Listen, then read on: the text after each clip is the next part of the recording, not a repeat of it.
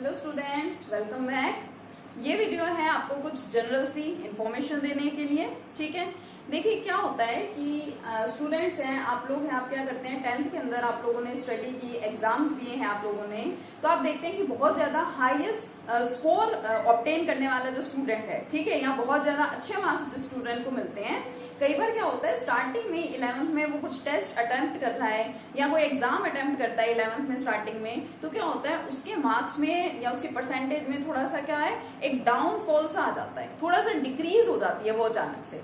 तो आपके माइंड में आता है कि मेरे तो बहुत अच्छे मार्क्स आते थे 10th क्लास में, तो ये अचानक से क्या हो गया, मतलब मेरे मार्क्स यहाँ पे इस तरह से इतने कम क्यों हो गए।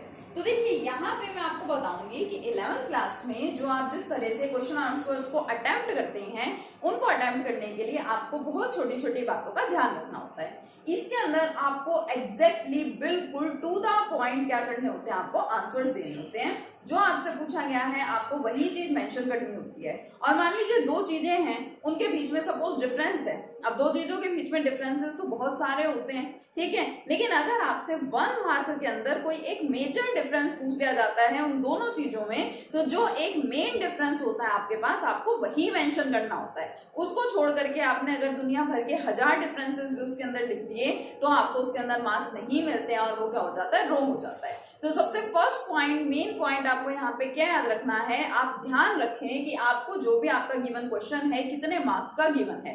मार्क्स के बेसिस पर आप उसमें मेंशन करते हैं कि आपको ये क्वेश्चन 1 मार्क में गिवन है, तो आप समझ जाएंगे कि आपको इसका आंसर ये लिखना है। डिफरेंसेस में सबसे पहले आपको अच्छे से ध्यान रखना होता है।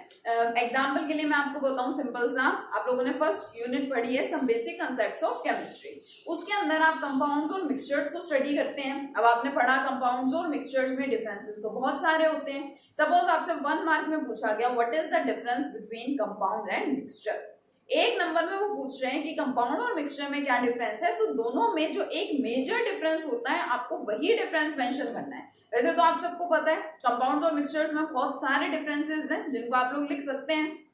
एक नंबर में पूछा गया, इट मींस आपसे जो एक मेन डिफरेंस है या जो मेजर डिफरेंस है उसके बारे में बोला गया है और आपको वही डिफरेंस क्या करना होगा, मेंशन करना होगा। जैसे कि मेन डिफरेंस क्या है कंपाउंड्स और मिक्सचर्स में, कि कंपाउंड भी 2 या 2 से ज्यादा एलिमेंट से मिलके बनते हैं, मिक्सचर भी बनते हैं, लेकिन उसमें क्या डिफरेंस है, मेन डिफरेंस यही होता है कि उसके जो कॉन्स्टिट्यूएंट पार्टिकल्स हैं कंपाउंड्स के, उनका जो कंपोजिशन होता है, ठीक है, या आप बोले कि उनका जो पर्टिकुलर रेशियो है वो क्या होता है, फिक्स्ड रेशियो होता है, या उनका जो मास है उनके मासेस का फिक्स्ड रेशियो वहां पे प्रेजेंट होता है, लेकिन मिक्सचर के अंदर ऐसा कुछ भी नहीं होता। मींस एक मेन डिफरेंस है, ठीक है। तो आपको इन छोटी छोटी चीजों का ध्यान रखना है और इसी की वजह से जो अभी मैंने लास्ट टेस्ट आप लोगों का लिया था, तो इसके अंदर कुछ स्टूडेंट्स ने यही छोटी छोटी मिस्टेक्स कर रखी है और उनके मार्क्स कट हो गए, ठीक है। तो चलिए आज हम उन टेस्ट में से कुछ क्वेश्चंस को हम क्या करते हैं, डिस्कस करते हैं और किस तरह से आपको उसको अटेम्प्ट करना है, क्या मेन पॉइंट्स है जिसका आपको ध्यान रखना है, ये चीज आप अच्छे से देख लीजिए, ठीक है। फर्स्ट क्वेश्चन बहुत सिंपल सा था कि who suggested the name electron for a fundamental particle. Fundamental particle जो कि इलेक्ट्रॉन है, इलेक्ट्रॉन के लिए जो नेम है इलेक्ट्रॉन, मतलब जब हम उसको बोलते हैं ना कि इलेक्ट्रॉन है एक फंडामेंटल पार्टिकल, तो ये नाम किसने दिया था। अभी जब मैं आपको पढ़ा रही थी ये टॉपिक, तो मैंने आपको बताया था कि आप इसको अच्छे से ध्यान रखें, एग्जाम में पूछे जाने वाला क्वेश्चन है, कॉम्पिटिटिव एग्जाम्स में बहुत बार पूछा जाता है कि ये नेम इलेक्ट्रॉन किसने दिया था। देखिए नो डाउट इलेक्ट्रॉन की डिस्कवरी किसने की थी, जे थॉमसन ने की थी, लेकिन उन्होंने ये बताया था, डिस्कवरी का मतलब कि उन्होंने बताया था कि ये जो कैथोड रेज हैं इनके अंदर कुछ नेगेटिवली चार्ज पार्टिकल्स प्रेजेंट होते हैं, इस तरह से मींस उन्होंने डिस्कवरी कर दी नेगेटिवली चार्ज पार्टिकल्स की। लेकिन उन्होंने ये नहीं बोला था कि इन नेगेटिवली चार्ज पार्टिकल्स का नाम क्या है, इलेक्ट्रॉन्स है। ये जो नाम इलेक्ट्रॉन है, name electron was given by G J. Stoney, ठीक है। जी.जे. स्टोनी ने क्या किया था, इलेक्ट्रॉन नाम दिया था, ठीक है। डिस्कवरी जो है इलेक्ट्रॉन्स की, डिस्कवरी तो थॉमसन ने की थी, ठीक है। अगर आपसे पूछा जाए हु डिस्कवर्ड इलेक्ट्रॉन, तो आप यही बोलेंगे जे थॉमसन। लेकिन अगर आपसे पूछा जाए कि हु सजेस्टेड द नेम या who give the name electron, तो किसने दिया था, वो जी.जे. स्टोनी ने दिया था। एक नंबर में क्वेश्चन पूछा गया था, सिंपल सा आपको ये नाम लिखना है। नेक्स्ट क्वेश्चन को देखिए, इसमें था how protons were discovered. Protons को डिस्कवर किस तरीके से किया गया था, कैसे प्रोटॉन्स की डिस्कवरी हुई थी, और वो क्वेश्चन था 3 मार्क्स के अंदर। इट मींस प्रोटॉन्स की डिस्कवरी जिस तरह से भी हुई थी वो आपको मेंशन करना है। मतलब उसके अंदर आपको फर्स्ट तो ये बताना पड़ेगा कि प्रोटॉन्स की डिस्कवरी हुई थी after the discovery of anode rays. और जहां आपने नाम ले लिया है एनोड रेस, इट मींस आपको थोड़ा सा एक्सपेरिमेंट के बारे में बताना पड़ेगा। तो आप इसके अंदर मेन पॉइंट क्या है उसमें आप पहले उसका डायग्राम बनाएंगे, ठीक है। पहले मेंशन करेंगे कि प्रोटॉन्स की डिस्कवरी हुई थी after the discovery of anode rays. उसके बाद क्या करेंगे, उसके बाद आप उसका डायग्राम बनाएंगे, और फिर जो मेन पॉइंट्स थे इसमें आपको प्रॉपर्टीज ऑफ एनोड रेस लिखने की रिक्वायरमेंट नहीं है। उसके अलावा प्रोटॉन रिलेटेड जो बातें हैं इसके अंदर वो आपको मेंशन करनी है, ठीक है, जो मैंने आपको उसकी डिस्कवरी में बता रखा है। तो ये आपको करना था इस 3 मार्क्स के क्वेश्चन में।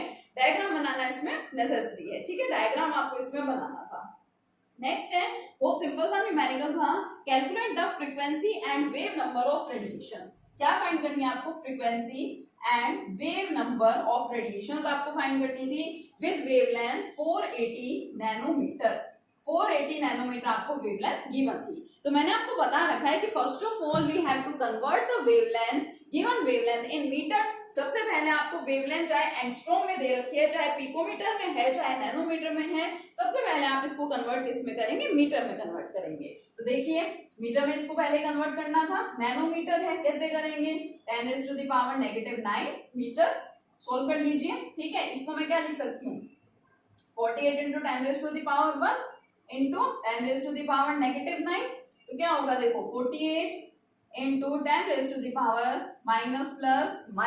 ठीक है, सब्ट्रैक्ट करेंगे 8 और साइन क्या आ जाएगा आगे नेगेटिव। क्या बन गया ये, मीटर में वेवलेंथ मिल गई। फ्रीक्वेंसी आपको फाइंड करनी है, ठीक है। फ्रीक्वेंसी और वेवलेंथ में एक ही रिलेशन है, c = न्यू लैम्डा। लैम्डा आपको गिवन है, c की वैल्यू होती है फिक्स 3 × 10⁸ मीटर पर सेकेंड। क्या हम यहाँ से फ्रीक्वेंसी फाइंड नहीं कर सकते, बहुत इजीली कर सकते हैं। कैसे आएगी फ्रीक्वेंसी, फ्रीक्वेंसी = c/λ। c की वैल्यू पुट करो 3 × 10⁸ अपॉन लैम्डा पुट करो 48 × 10⁻⁻8, ठीक है। इसको सोल्व कर दो, क्या मिल जाएगा आपको, frequency. And one most important point to be noted here is that you have to mention the unit here. Answer जो आ रहा है आपका यहाँ पे, उसके साथ आप क्या लगाएंगे, फ्रीक्वेंसी की यूनिट लगाएंगे, हर्ट्ज, सिंपल सी यूनिट है फ्रीक्वेंसी की, मेंशन कर दो यहाँ पे, ठीक है। नेक्स्ट इसी में फाइंड करना था आपको wave number. Now what is wave number, the reciprocal of wavelength is wave number, ठीक है। फाइंड कर दीजिए, वेवलेंथ है आपके पास 1/48 इंटू 10⁻⁻8, सोल्व कीजिए, ठीक है। इसकी तो यूनिट लगा देंगे हर्ट्ज, और इसकी क्या है, जो वेवलेंथ की है उसी का इनवर्स होगा ना, वेवलेंथ की क्या, मीटर, यानी मीटर इनवर्स, ठीक है। तो इस तरह से आपको क्या करना था, ये आपका नेक्स्ट क्वेश्चन करना था न्यूमेरिकल का। इसके बाद देखिए क्वेश्चन पूछा गया 1 नंबर में, Why radiations are called electromagnetic radiations। जो हमने इलेक्ट्रोमैग्नेटिक वेव थ्योरी पढ़ी थी उसमें जो हम रेडिएशंस की बात कर रहे थे, उन रेडिएशंस को हम क्या बोलते हैं, हम उनको बोलते हैं इलेक्ट्रोमैग्नेटिक रेडिएशंस। अब इन रेडिएशंस को हम इलेक्ट्रोमैग्नेटिक रेडिएशंस क्यों बोलते हैं, ठीक है, ये आपको देखना है। 1 नंबर में पूछा गया है, अब रीजन तो बहुत सारे हैं, काफी कुछ आप इसमें मेंशन कर सकते हैं, लेकिन पूछा गया 1 मार्क, इट मींस आपको क्या लिखना है उसके अंदर, जो मेन पॉइंट है, जिस मेन रीजन की वजह से इसको इलेक्ट्रोमैग्नेटिक रेडिएशंस बोलते हैं वो आपको मेंशन करना है। वो आपने मेंशन नहीं किया, उसके अलावा आपने 20 लाइन्स लिख दी, इससे रिलेटेड आपको मार्क्स नहीं मिलेंगे, ठीक है, वहीं आपके मार्क्स कट हो जाएंगे। देखिए क्या है, इलेक्ट्रोमैग्नेटिक रेडिएशंस के नाम में आपको क्या मिल रहा है, ये 2 पार्ट्स में डिवाइड कर दो, क्या है, electric field and magnetic field. Simple सा आंसर है इसका कि these radiations have electric and magnetic field associated with them। In radiations के साथ क्या एसोसिएट होता है, electric and magnetic field. these radiations have electric and magnetic field associated with them, that's why these radiations are known as the electromagnetic radiations। तो ये हमारा simple सा था, ठीक है, इस तरह से आपको लिखना है। और क्वेश्चन था इसके बाद, इन ब्रोमाइड आयन, ठीक है, क्या गिवन था आपको गिवन था ब्रोमाइड आयन। तो आपको ध्यान रखना है ना, ब्रोमाइड आयन बनेगा किससे, ब्रोमाइड आयन किससे बनता है, ब्रोमीन से। और क्या होता है bromide ion, Br negative ion, ये आयन था।